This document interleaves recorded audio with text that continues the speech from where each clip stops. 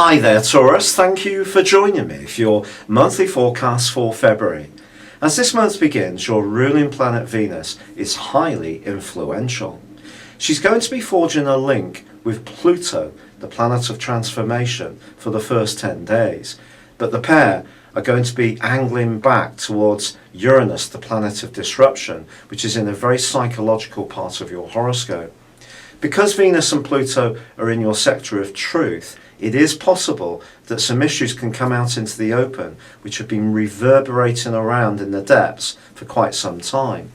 This could be purely within yourself and how you view yourself in terms of how you relate to other people, or it could be around a key relationship.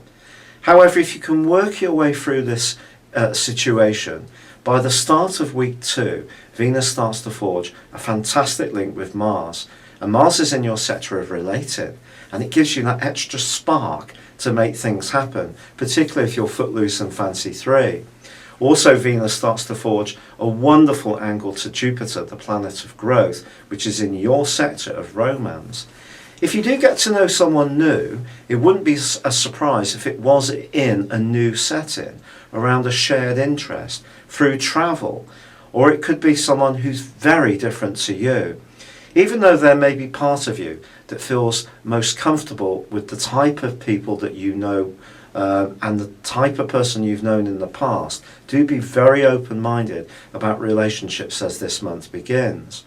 But the Sun, conversely, is right at the top of your horoscope as February begins and will be through to the 18th. It's going to be joined by Venus later on the 16th and Mercury on the 13th. And they're asking you to cultivate relationships when it comes to your career. And it's possible this change agenda could start to seep in to your desire for new experiences in terms of the way that you earn a living. That's really possible as the weeks go by. But on the 8th, there is a new moon. And if you are a particularly ambitious type of bull and you're very clear about what you want to achieve, this can give you the extra push, drive and motivation to go for a big goal. Just be aware, however, that this new moon clashes with Mars, and if you try too hard in an interview or try to impress someone by laying on the charm just a little too much, and this can be a side effect really of Venus alongside Pluto, someone may actually feel that you're being a little bit insincere.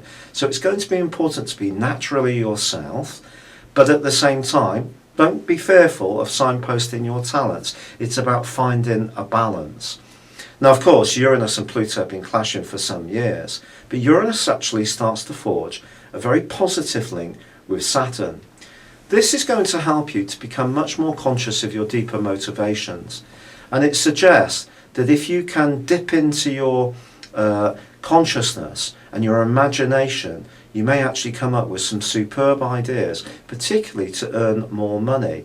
And with Mars and Jupiter also in a superb alliance in week 2 and 3, your motivation around relationships in general, the right relationships, can be incredible, and it may see you taking the initiative and reaching out to someone that you're really drawn towards.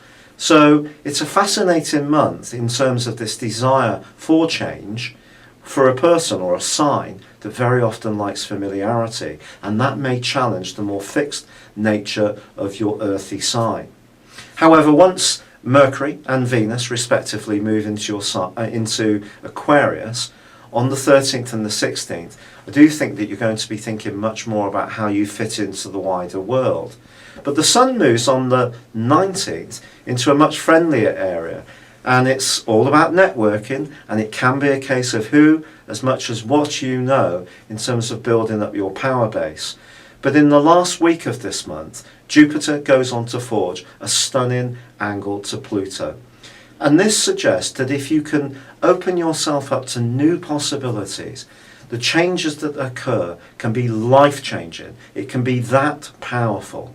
But it's important to understand that with the Sun going alongside Neptune, you can't be too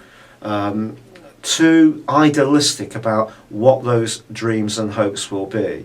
It's almost like reaching for the stars but keeping one foot on terra firma. If you find that balance, as this month comes to a close, despite the full moon which occurs in Virgo on the 23rd, I do feel that you're going to be feeling hugely enthusiastic about what's possible in the months to come.